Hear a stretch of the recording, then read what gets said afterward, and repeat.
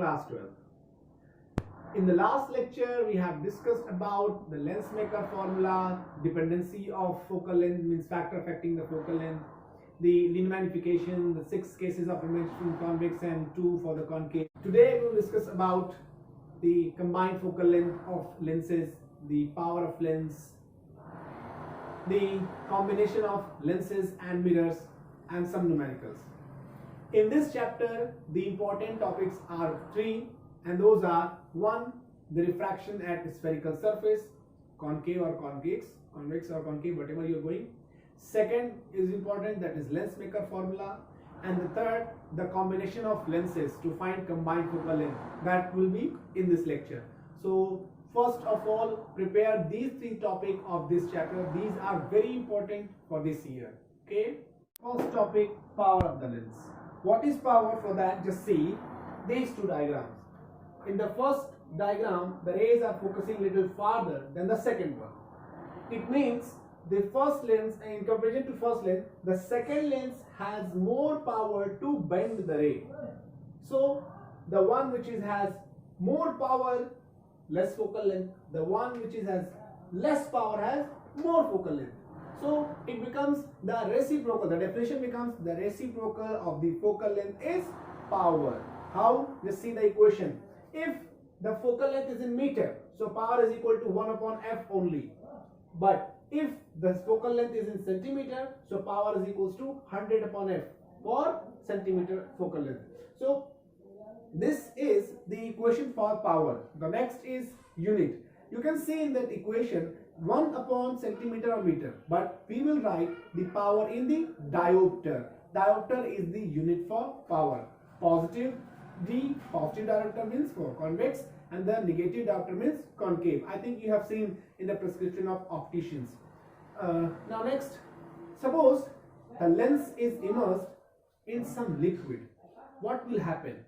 In the same way as we have discussed in the last one, that when the lens is immersed in the liquid, so it depends upon the refractive index of the liquid in which it is immersed and the refractive index of the lens also.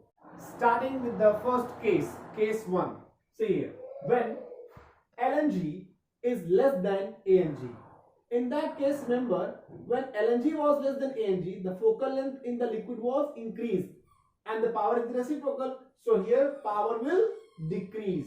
So if you are immersing the lens in any type of liquid which has less refractive index with comparison to glass than the glass refractive index, so the power will decrease. Second case, case 2. Case 2 is when liquid and glass means ANG and the ANL both are having same refractive index.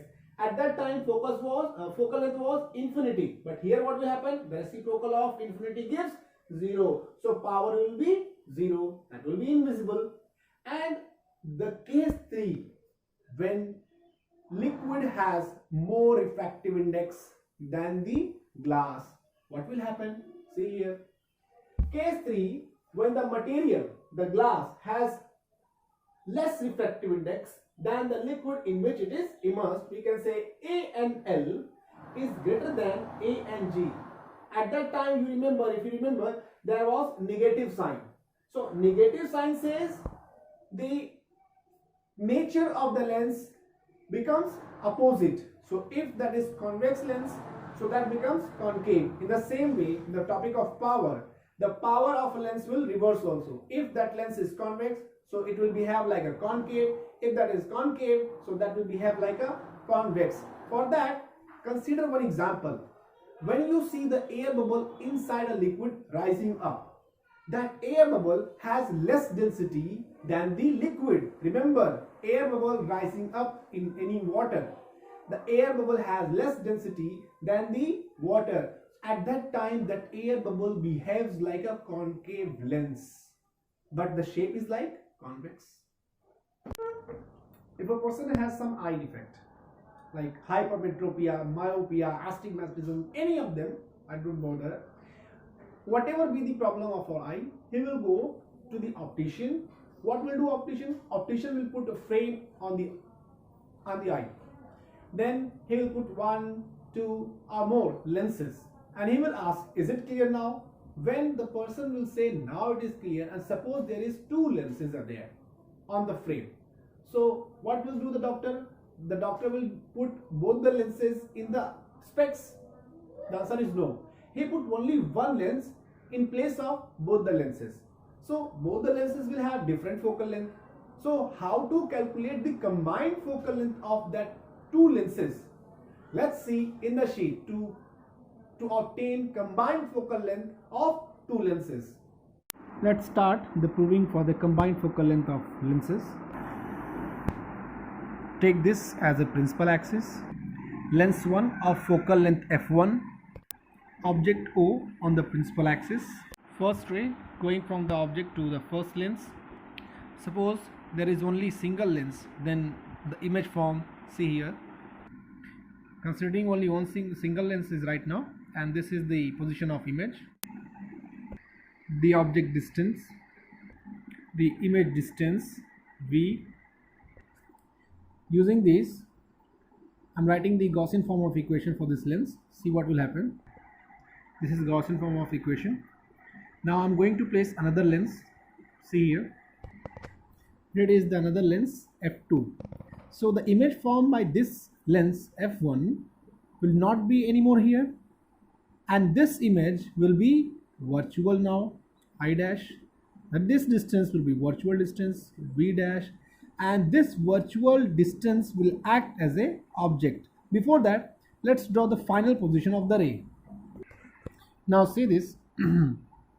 This is now becoming a virtual image, and the virtual image is acting as a object for the second lens, and due to that here it is forming the final image.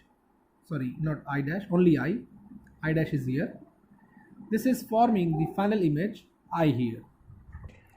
Again from starting, this was the object, was forming image here. First of all, this was the image, virtual image right now. This is the image distance, virtual distance, and this was the first equation. So we again change this to v dash for the lens 1. This is all for the lens 1. U remains same.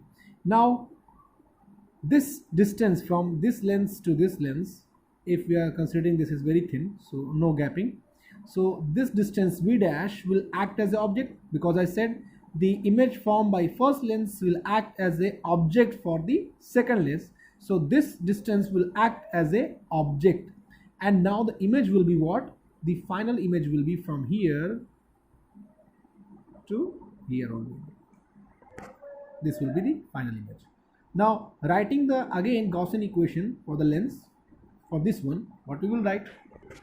See this, 1 upon f2 for the second lens, 1 upon v image, final image, and minus 1 upon u object distance, and I said this virtual image will act as an object, so this is the object distance, making this equation 2. On adding equation 1 and 2, let's have, on adding 1 and 2, see this, 1 upon v dash and 1 upon v dash will be cancelled. The remaining part is this. And now, as we have discussed, this lens and this lens are going to replace by a single lens, and suppose that single lens was having focal length f. I'm showing you. This lens and this lens are being combined to form a single lens of focal length capital F. Again, if you are able to see this, now I have replaced these two lenses by single lens, which is drawn by pencil. So this ray will go to this lens, and it will bend to this path, and it will form at this image, and let the focal length of this lens is capital F. So still for this lens only, this is u, this is v. So what will be the equation for this lens?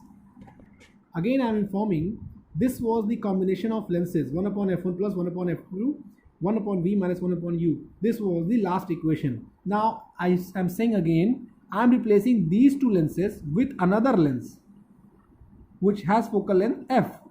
Such a way I am placing it here in such a way that the value of u and the value of v is remains same, unchanged. The position of object and the position of image remains unchanged. This is the lens such that it is not changing the object of position of object or position of image. So for this, now for this one which is drawn by pencil, for Gaussian equation for this lens, what will be that? Let's write here. This will be that. See here again, for this lens which is drawn by pencil,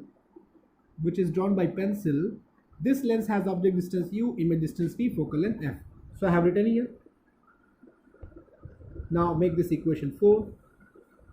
Now compare equation 3 and 4. Right hand side is same, so on writing left hand side together.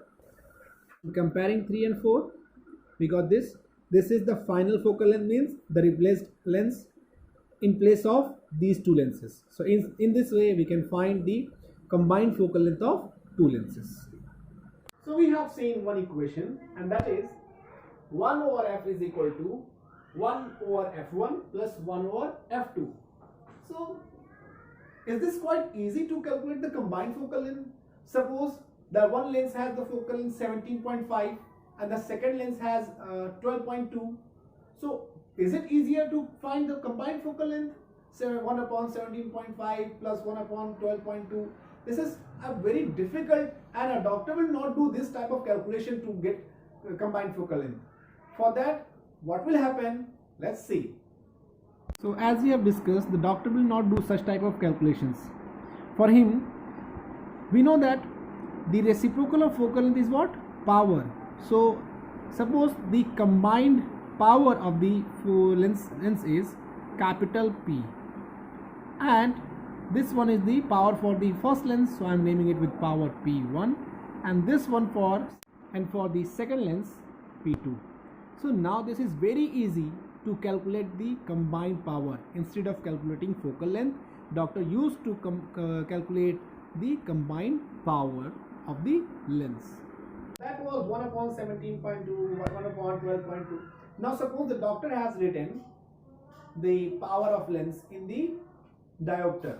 So suppose first lens was having the power of positive 0.051, and the second one was having the power 0.81. So can you find the combined power of the lens? Yes, that is easy. Adding 0.51 plus 0.081. See here, the P is equal to P1 plus P2, and the first power is 0.051 plus 0.081 gives you 0.132. So it is quite easy to find the combined combined power. So this was the method used by optician to cure the eye problem, either myopia or hypermetropia. But the next point is, in this case both the lenses was convex. What if both the lenses have opposite nature, means one has convex, second has concave? For that, let's see.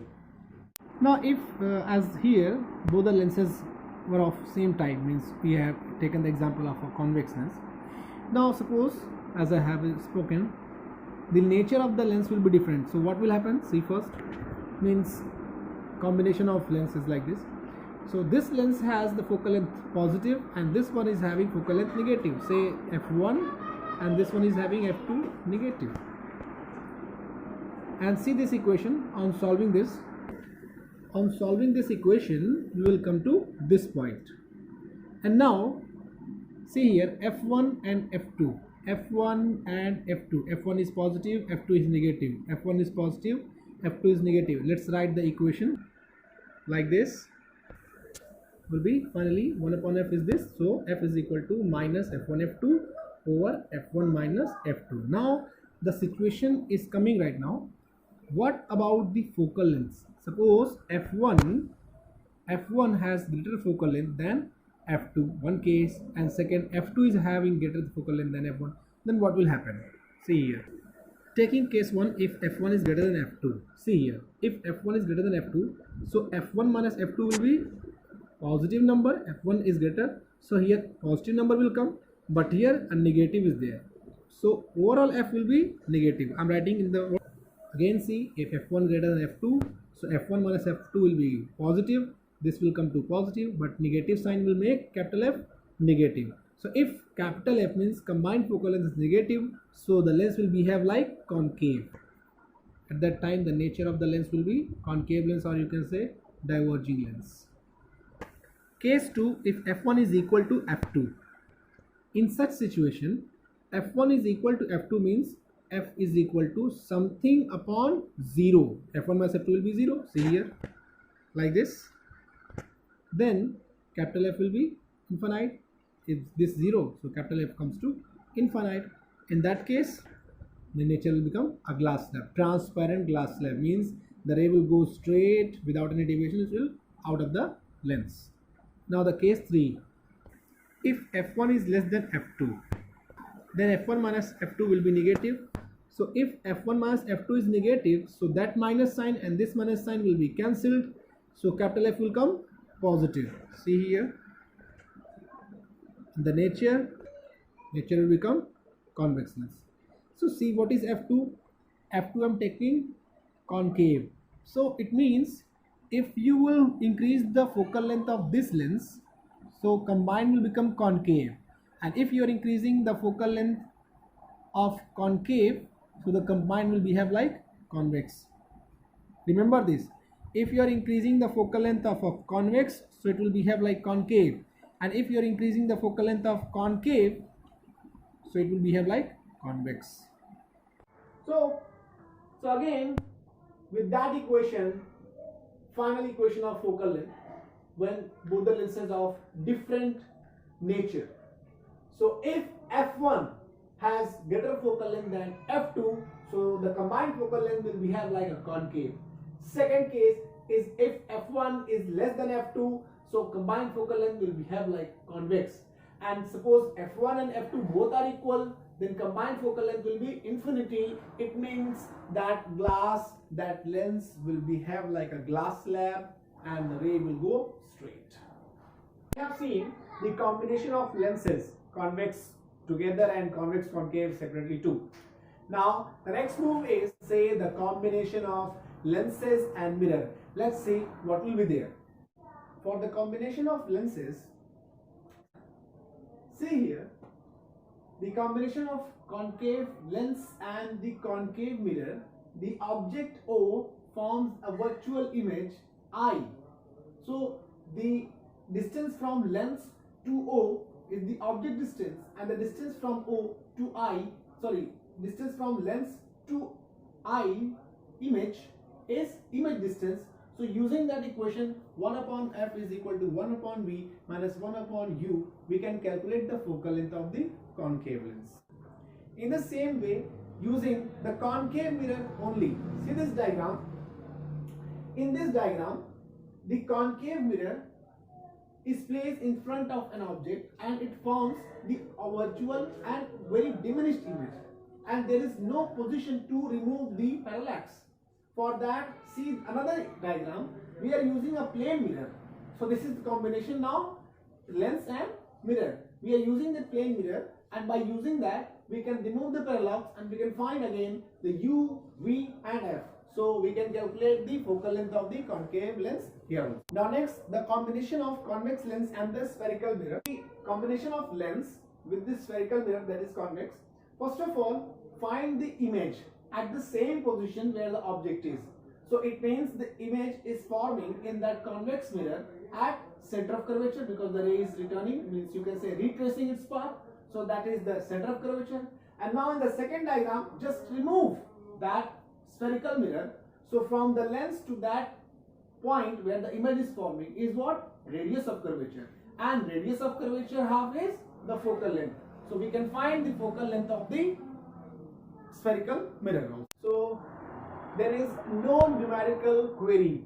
You are not asking such number of queries that I am expecting. So whatever I'll do, that will be my opinion. I'm going to do randomly some numericals. I had a question from your side. The student named Nitin Gupta. He asked me for the question 15, chapter 15, question number 7, and the question is: a needle lying on a horizontal surface is viewed vertically from a distance of 100 cm. A glass slab of 12 cm thickness is placed on its needle. Find the distance of vertical image of the needle from the eye, and the given refractive index of the glass slab is 1.5. The arrangement will look like this: 12 cm glass slab, and the person is going from vertical. If the person is exactly vertical, so no shift. So I'm considering a little bit angled he is, and the distance is 100 centimeter. Here it is, and we just have to find the shift. If suppose we can find the shift x, so we can find 100 minus x, so that will be new distance from I to that object. So what we have to calculate? The shift in the image, the shift. For that,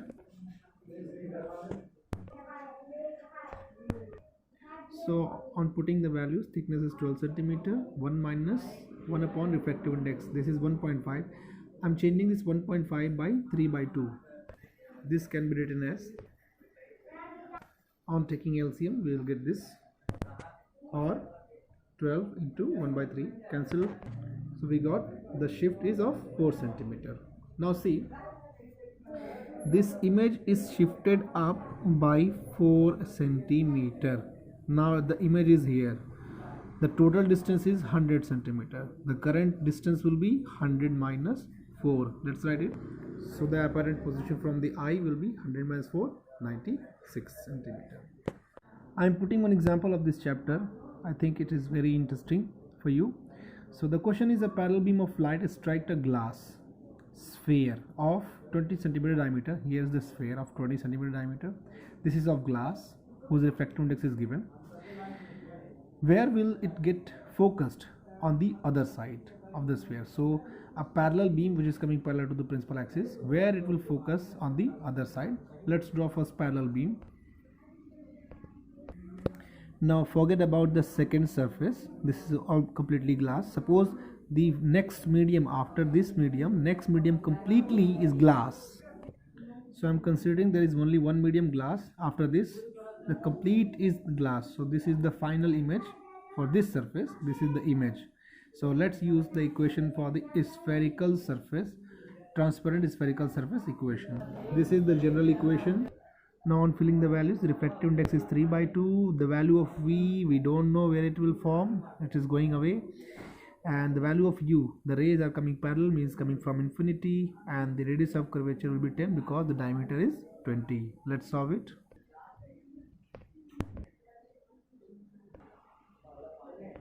So we got 30 centimeter the image distance. It means the image from this surface, so from here to here it is 30, and the remaining distance is 10 centimeter.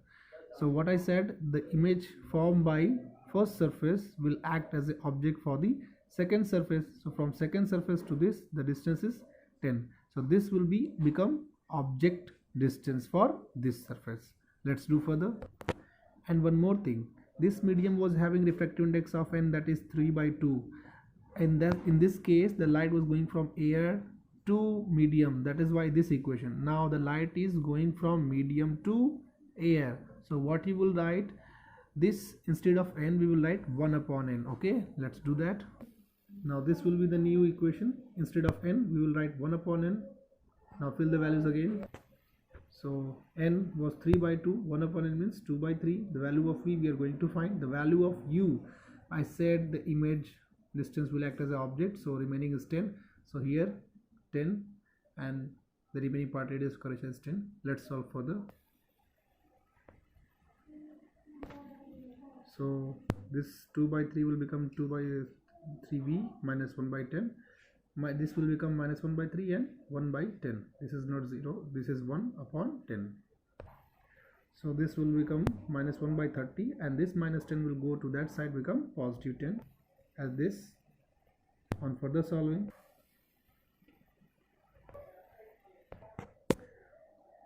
two is cancelled with this 2 and 3 is cancelled, and dividing this 10 times, v will be 10. The half part I have done already. So the reverse equation will be this: the refractive index 2 by 3v minus 1 by 10, this, and the radius of curvature in this term. At that time it was positive r because measured from this surface to that point. In this case, this from this surface to the opposite side. So minus r minus 10. On solving further, 2 by 3v minus 1 by 10 is equal to minus 1 by 3 into 1 by minus 10. This is not 0, this is cut 1 by 10 it is. Then further, 2 by 3v is equal to plus 1 by 30 plus 1 by 10. On adding, making LCM, plus 1 plus 3 by 30. On further, 2 by 3v is equal to 4 by 30. That will be equal to v is equal to 30 into 2 upon 3 into 4. That comes to 5 centimeter. And we know that this was the virtual position, and we know that definitely it will bend toward again this way. So it means this distance is 5 centimeter. This was the question to obtain where the image is focused. In this way, we are completing this chapter. I'm not continuing the chapter again in this video. In the next video, we will discuss about the prism, refraction through prism. But I want from your side, just go through the numericals, and if there is no problem, then go to the next chapter, chapter 17. Because when I will start, you must be aware what is going on in the next. So for the next video, till then,